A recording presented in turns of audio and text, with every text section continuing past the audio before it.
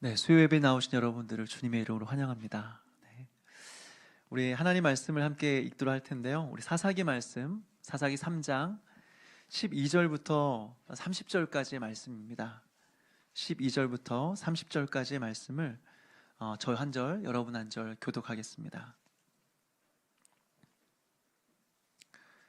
사사기 3장 12절부터 30절까지. 네, 저부터 읽겠습니다. 이스라엘 자손이 또 여호와의 목전에 악을 행하니라. 이스라엘 자손이 여호와의 목전에 악을 행함으로 여호와께서 모압 왕 에글론을 강성하게 하사 그들을 대적하게 하시매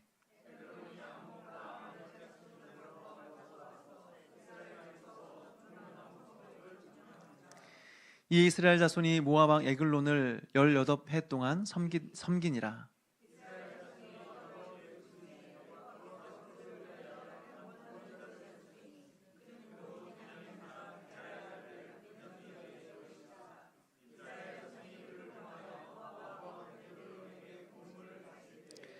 에옷이 길이가 한 규빗 되는 좌우의 날선 칼을 만들어 그의 오른쪽 허벅지 옷 속에 차고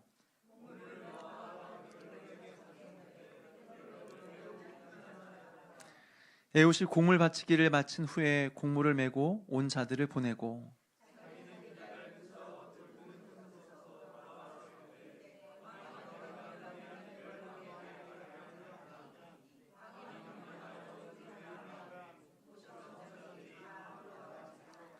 에웃이 그에게로 들어가니 왕은 서늘한 다락방에 홀로 앉아 있는 중이라. 에웃이 이르되 내가 하나님의 명령을 받들어 왕에게 아뢰을 일이 있나이다 하매 왕이 그의 좌석에서 일어나니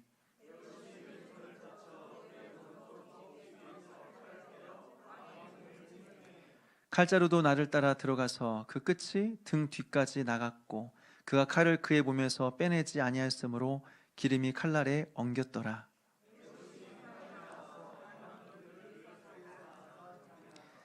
에웃이 나간 후에 왕의 신하들이 들어와서 다락문들이 잠겼음을 보고 이르되 왕이 분명히 서늘한 방에서 그의 발을 가리우신다 하고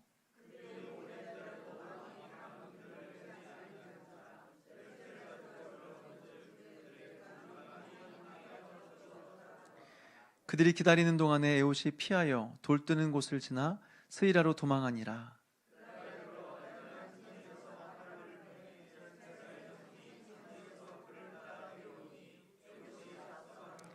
그들에게 이르되 나를 따르라. 여호와께서 너희의 원수들인 모압을 너희의 손에 넘겨주셨느니라 하매 우리가 에웃을 따라 내려가 모압 맞은편 요단강 나루를 장악하여 한 사람도 건너지 못하게 하였고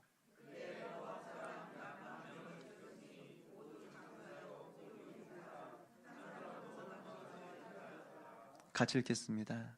그날의 모압이 이스라엘 수하에 굴복하매 그 땅이 80년 동안 평온하였더라. 아멘. 기도하시겠습니다. 하나님 아버지, 3일 밤 우리 하나님을 기억하며 이 자리에 나왔습니다. 이 시간 하나님 말씀을 듣고자 하온데 우리의 온 마음을 기울여 주의 음성에 귀를 기울일 수 있도록 도와주시고 이 말씀이 우리의 삶 가운데 온전히 이루어질 수 있도록 도와주시옵소서. 하나님 연약한 자에게 힘을 주시고 말씀을 통하여 또 잠자고 있는 자들이 깨어날 수 있도록 도와주시고 순종할 힘이 없는 자들이 주 앞에 순종할 힘을 얻고 하루를 살아도 하나님께 영광을 위하여 하나님의 기쁨이 되는 삶 살아갈 수 있도록 인도하여 주시옵소서.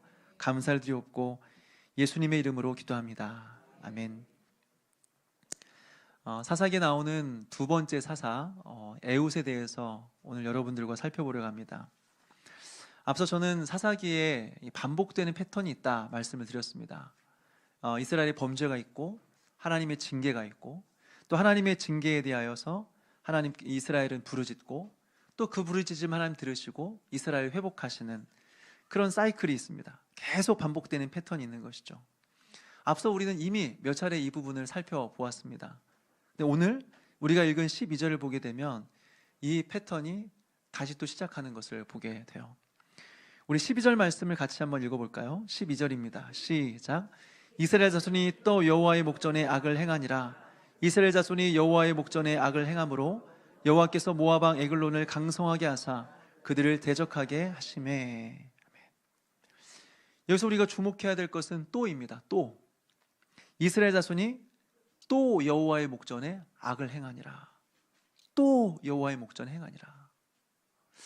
여러분, 우리 중에 이 또 이거에 대해서 자유로울 사람들이 우리 중에 누가 있을까요? 사실 우리는 죄를 지을 때 여러 죄를 돌아다니면서 반복적으로, 이게 여러 죄를 돌아다니면서 짓는 것이 아니라 한 가지 죄를 반복적으로 지을 때가 굉장히 많이 있습니다. 동일한 죄에 넘어지고 또 동일한 죄에 빠지는 것을 반복하는 것이죠. 그러면서 우리는 결단합니다. 내가 이 죄를 이제 짓지 않겠다 결단하지만 다시 넘어지고, 내가 다시 죄를 지으면 난 인간도 아니야 라고 하지만 또 그 죄를 반복하는 것이 우리의 모습이죠. 대학생 시절에 막 하나님을 깊이 만났을 때 이런 일들이 계속 반복되고 있었습니다. 하나님께서 주신 은혜도 있었지만 동시에 죄를 이길 수 있는 힘이 없는 거예요. 그래서 하나님 앞에 그 죄를 놓고 기도합니다. 하나님, 내가 이런 잘못을 지었습니다. 용서해 주십시오. 그러면서 막 눈물을 흘리면서 회개합니다. 그리고 뭔가 이제는 내가 하나님 뜻대로 살아갈 수 있을 것 같은 힘을 얻게 되는 거죠. 거룩해진 것 같은, 깨끗해진 것 같은 그런 마음이 드는 겁니다. 그리고 내일부터 이제 새롭게 새로운 삶을 살아야지. 눈을 뜨자마자 또 그 죄악된 생각이 또 머릿속에 떠오르고 다시 넘어지는 것을 봅니다. 그러면 또 그날 저녁 또 밤에 또 회개합니다. 하나님, 다시는 죄짓지 않게 해주세요. 그러면 또 다음날 눈을 뜨면서부터 또 죄는 시작이 됩니다. 이것을 무한반복하는 거죠. 무한반복. 죄짓고 회개하고 죄짓고 회개하고 무한반복. 그러다가 이런 생각이 들더라고요. 야, 내가 하나님이라도 참 짜증나겠다. 분명히 용서해달라고 하고 죄를 안 짓겠다고 했는데 또 죄를 짓고 또 넘어지고 또 넘어지고 반복하니까 하나님도 짜증나겠다 생각이 들더라고요. 그래서 어느 순간부터 회개하는 것을 멈춰버렸습니다. 기도하는 것을 멈춰버렸습니다. 그리고 그 이후부터 상당히 오랜 기간 동안 영적인 침체 속에서 살아갔던 경험이 있습니다. 그런데 여러분, 우리가 반복되는 죄 가운데 빠질 때 사실 회개하는 거 말고 다른 대안이 있습니까? 죄 짓고 회개하지 않으면 별다른 뾰족한 수가 있습니까? 다른 대안은 없습니다. 그저 우린 죄를 지으면 하나님 앞에 은혜를 구하고 회개하는 방법밖에 없습니다. 만약 그렇게 하지 않는다면 우리는 깊은 어둠의 터널을 통과해야 하는 거죠. 사실 우리는 죄에 대한 이야기를 들으면 솔직히 불편합니다. 아마 매주마다 매번 강단에서 죄에 대한 이야기를 하고 죄를 지적하고 회개하고 말하면 아마 이 중에 반절 이상은 기분 나빠서 교회 안 나오실 수도 있어요.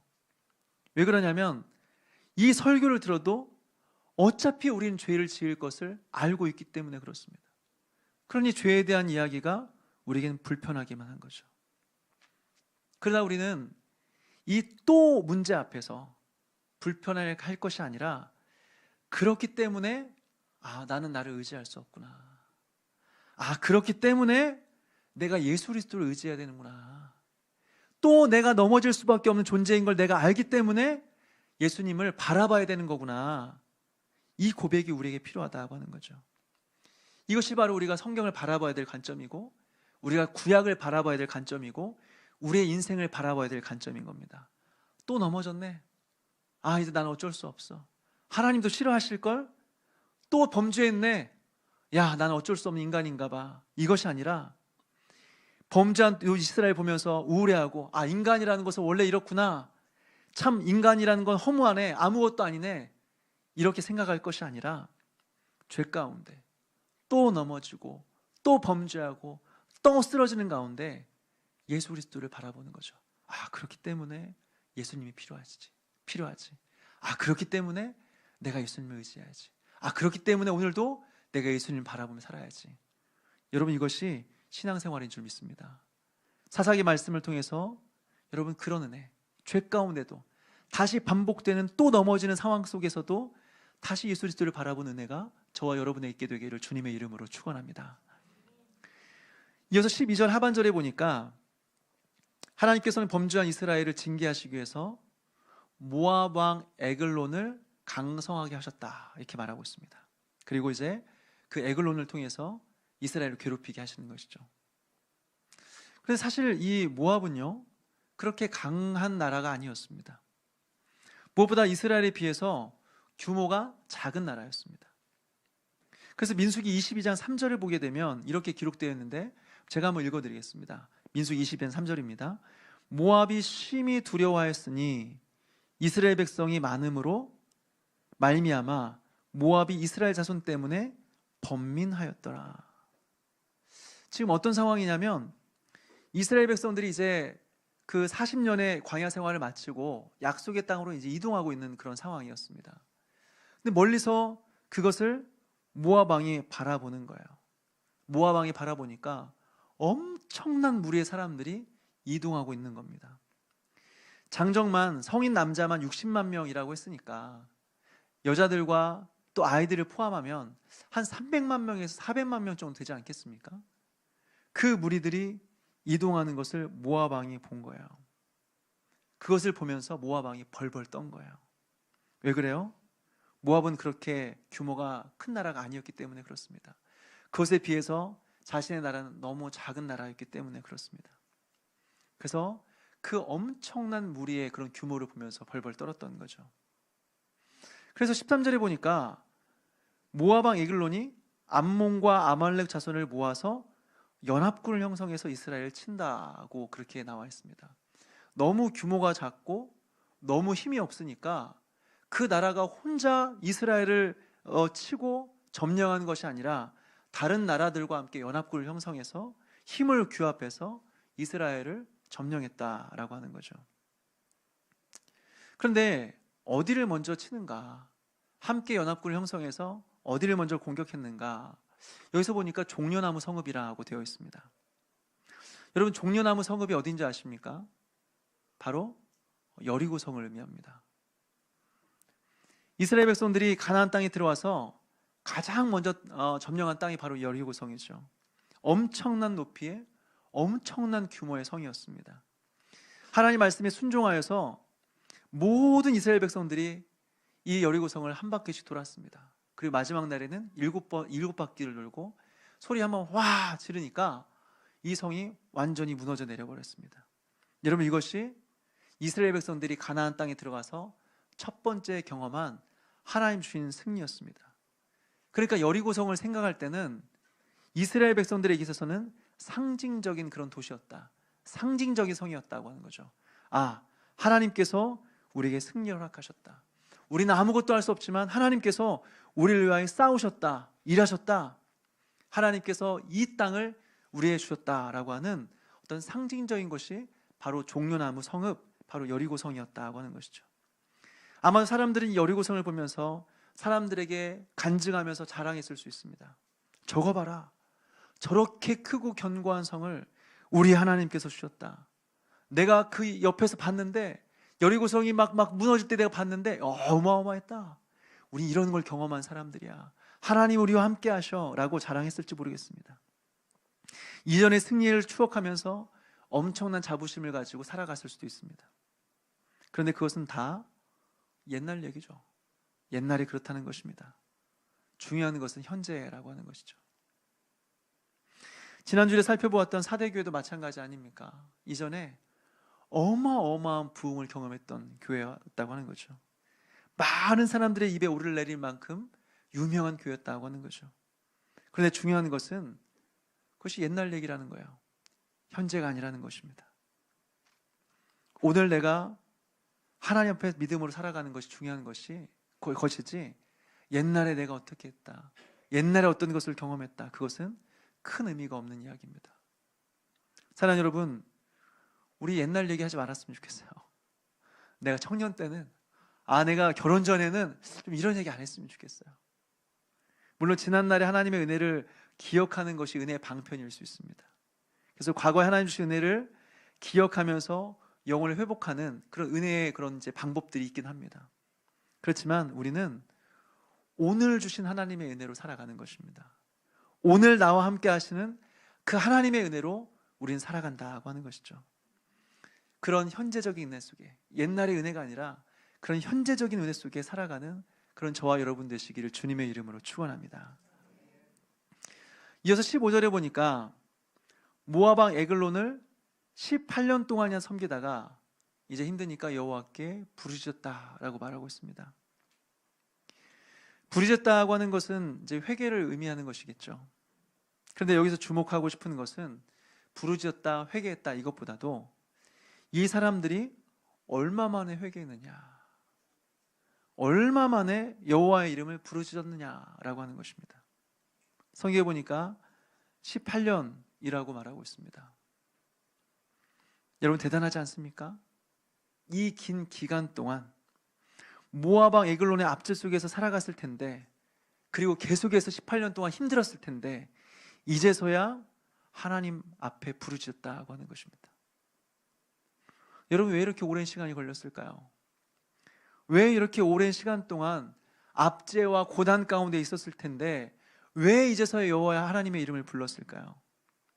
정확히 알 수 없지만 우리가 앞뒤 문맥을 보면서 추측해 볼 수 있는 것이죠.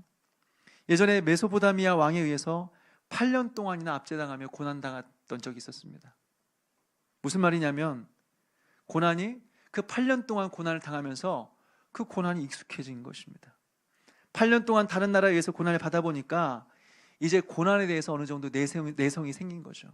어느 정도 참을성이 생기고 어느 정도 인내함이 생겼다고 하는 것입니다. 그러나 여러분, 하나님을 떠나 당하는 고통을 참는 것은요, 인내도 아니고 연단도 아닙니다. 하나님을 떠나서 당하는 고통을 참는 것은 신앙의 성장과 성숙과 아무런 상관이 없습니다. 그저 하나님을 떠나서 계속해서 고통을 참는 것은 실패에 익숙해진 삶이라고 하는 것이죠. 그저 실패를 운명처럼 여기며 살아가는 삶이라고 하는 것입니다. 그것은 연단도 아니고 십자가도 아니고 아무것도 아닙니다. 아무것도 아닙니다. 그 사람에게 필요한 것은 그저 그 자리에 박차고 일어나서 이것은 결코 정상적인 삶이 아니다, 도저히 나는 이렇게 살아갈 수 없다라고 외치고 자신의 죄를 회개하며 하나님 앞에 부르짖는 것입니다. 이것이 하나님 앞에서 범죄하며 고통 가운데 살아가는 사람들이 취해야 될 행동이라고 하는 거죠. 그저 참는 것은 인내가 아닌 것입니다. 신앙하고 아무런 상관이 없는 것입니다. 우리가 처음 하나님 만났을 때 우리가 얼마나 영적으로 예민했는지를 좀 생각해 보았으면 좋겠습니다. 작은 죄 하나에도 우린 정말 가슴 아파했고, 예배 때 은혜 받지 못하게 되면 이것이 혹시 나의 죄 때문이 아닌가라고 하면서 하나님 앞에 회개하기도 했습니다. 기도가 잘 되지 않을 때는 우리는 고민했고, 또 말씀을 읽지 않고 하루를 보낼 때 우리 하나님 앞에서 이러한 삶이 지속되지 않기를 기도하면서 하나님의 은혜를 구했던 때가 있었습니다. 그러나 시간이 흘러가면 흘러갈수록 은혜 받지 못하는 것에 대해서 더 이상 이상하게 생각하지 않습니다. 기도에 눈물이 메말라 가는데도 마음에 근심이 생기지 않습니다. 내 안에 하나님에 대한 사랑이 없는데도 불구하고, 내가 하나님을 사랑하는 마음이 없다는 것이 너무나도 확실함에도 불구하고 아무런 고민 없이 평안하게 살아갑니다.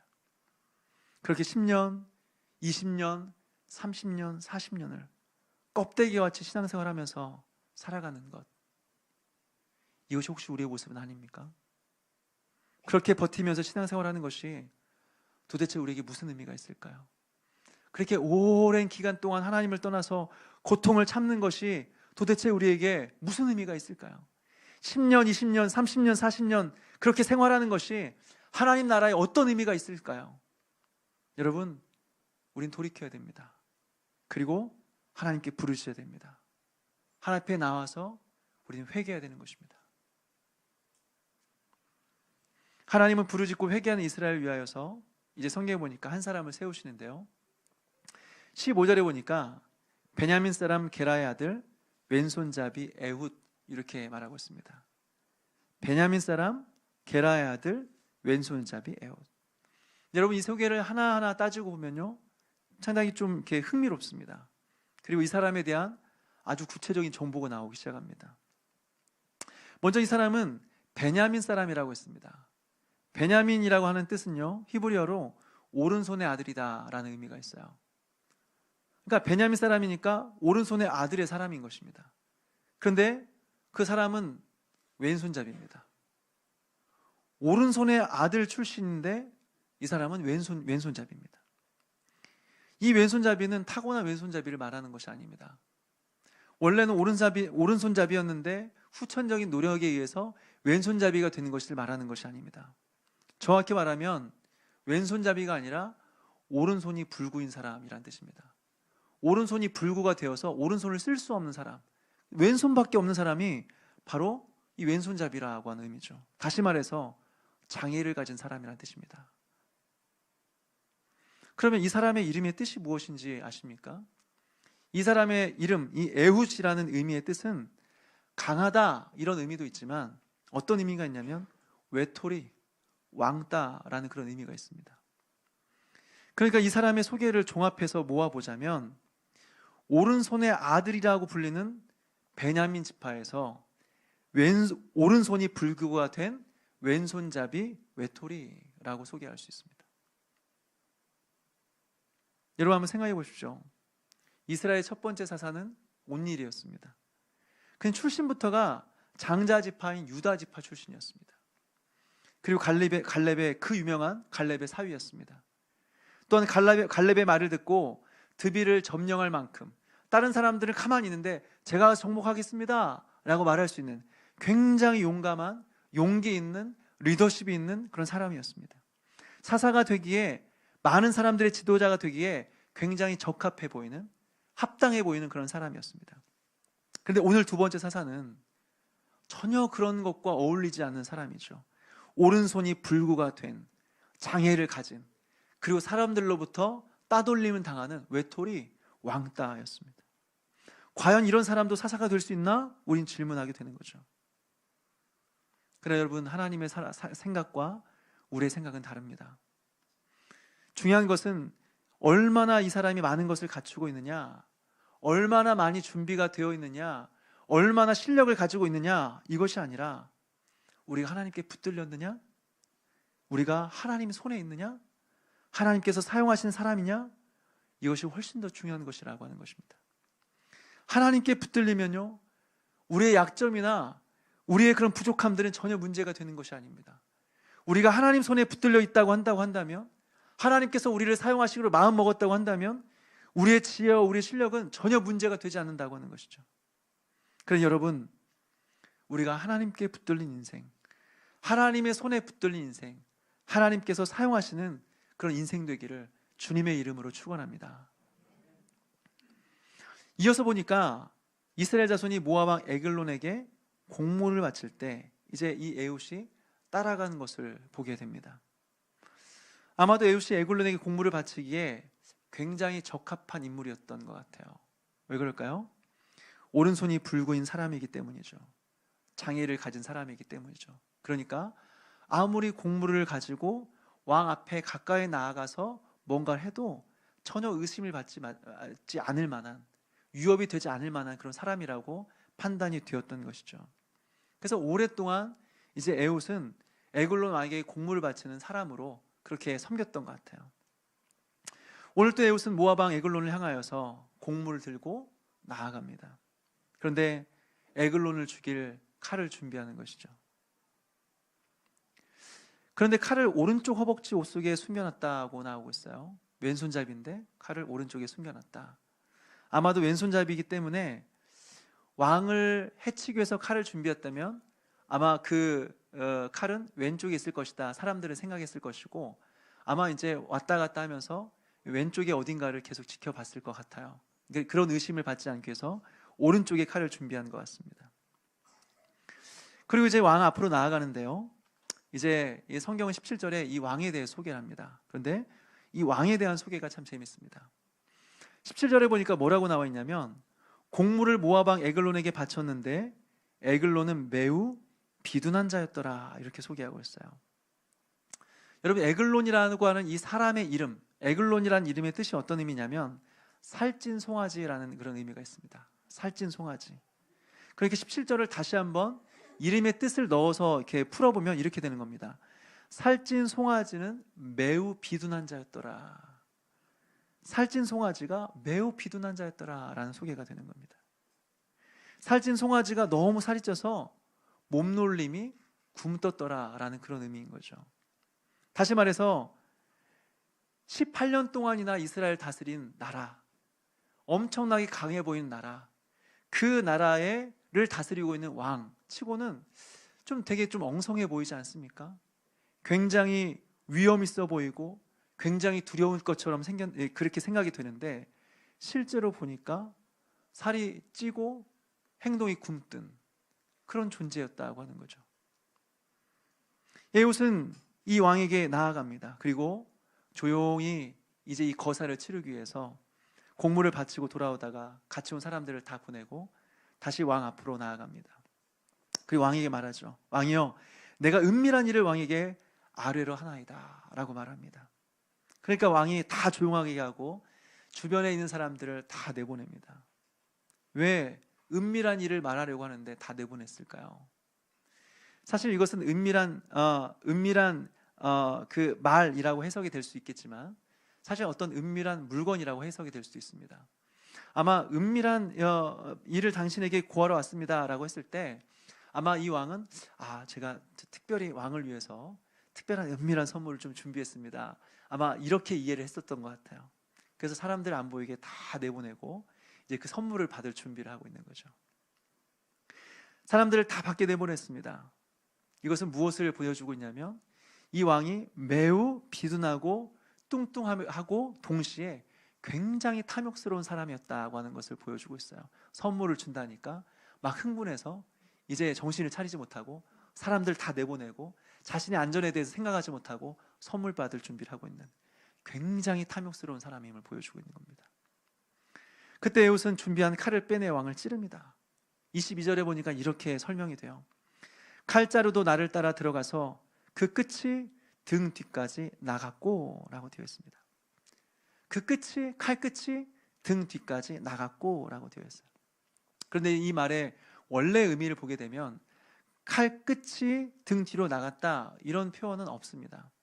뭔가가 몸 밖으로 빠져나간 거죠. 그런데 한글 성경에서는 해석할 때 칼끝이 몸 밖으로 나간 것으로 해석이 되어 있습니다. 근데 전체적인 그런 맥락을 보게 되면 칼끝이 나간 것이 아니라 그 칼로 인하여서 몸에 있는 어떤 부분들이 밖으로 나가는 것처럼 보입니다. 다시 말해서 몸에 있는 내장이 밖으로 빠져나간 것으로 보여요. 그리고 그 내장 안에 있는 대변이 밖으로 나온 것으로 우리는 보게 됩니다. 왜냐하면 밖에 있는 신하들이 착각을 해요. 왕이 계속해서 나오지 않으니까 왕이 발을 가리우는 것 같다라고 판단하는 거죠. 발을 가리운다고 하는 말은 무슨 말이냐면 용변을 본다는 것입니다. 용변을 보기 위해서 바지를 내리면 발이 가리워지지 않습니까? 그것을 좋은 말로 발을 가리운다라고 하는 거죠.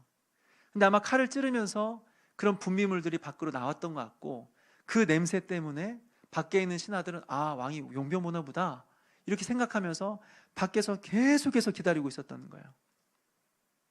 그러니까 에훗은 신하들이 밖에서 계속 기다릴 동안에 모든 거사를 치르고 모든 일을 마무리하고 조용히 밖으로 빠져나오게 되는 거죠. 여러분, 여기서 우리가 주목해 보고자 하는 것은 무엇이냐면 이스라엘을 그 오랜 시간 동안 18년 동안이나 다스린 나라가 과연 어떠한 나라였냐 생각해 보게 되는 거죠. 사실 한마디로 말하면 정말 허접한 나라였습니다. 여러분. 매우 규모는 작았고 왕을 보면 엄청나게 위험 있고 두려움이 있는 그런 존재가 아니라 그저 뚱뚱하고 비둔하여서 자기 몸을 제대로 가눌 수 없는 그런 존재였습니다. 그리고 그들과 함께 있었던 신하들은 어떤 사람들이었어요? 왕을 사람이 만나러 가는데 왕의 그런 어떤 그 친한 나라가 아닙니다. 왕의 다스림을 받고 있는 식민지 나라의 사람이, 그러니까 왕에 대해서 얼마든지 적대감을 품을 수 있는 사람이 왕 가까이에 나가는데도 칼이 있는지 없는지도 분간할 수 없는 사람들이었습니다.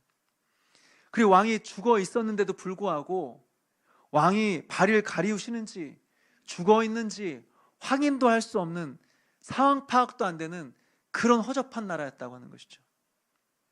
그리고 나중에는 1만 명의 용사가 있었다고 하는데 그 사람들도 힘없이 한날에 죽임을 당하게 되는 것입니다.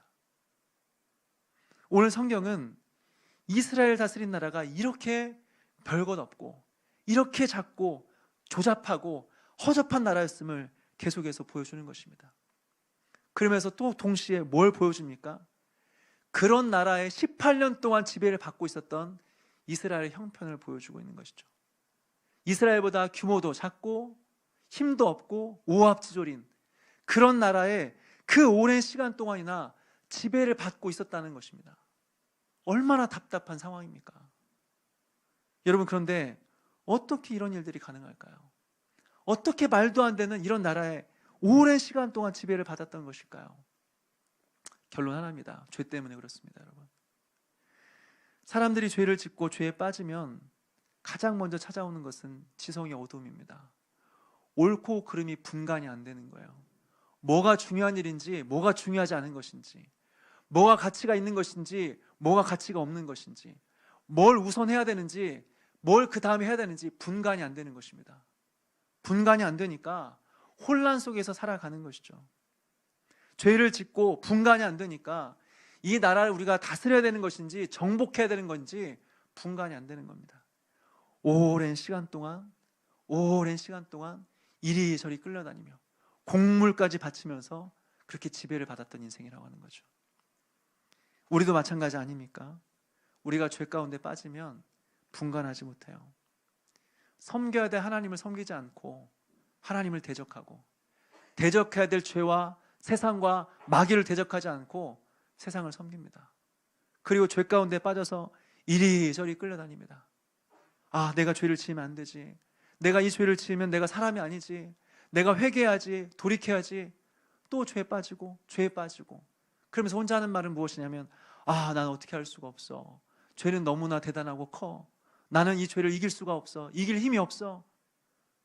그러면서 평생을 죄에 끌려다니면서 지배를 받으면서 종처럼, 노예처럼 살아가는 것이 우리의 모습 아닙니까?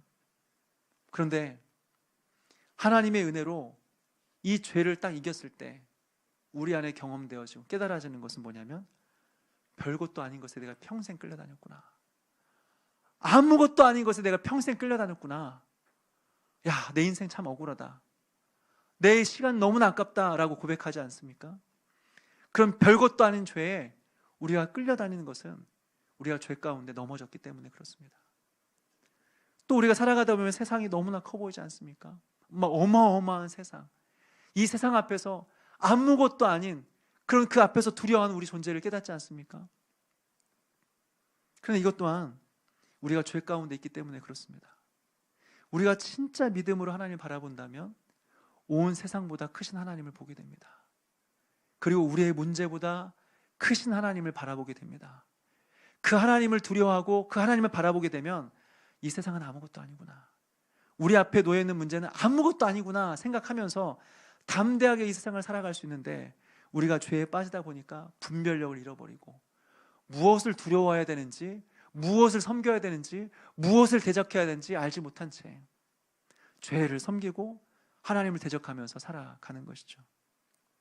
사랑하는 여러분, 우리가 진짜 두려워해야 될 것은, 우리의 인생에 있어서 진짜 가치 있게 생각해야 될 분은, 우리의 인생에 가장 중요하게 생각해야 될 분은 바로 우리 하나님입니다.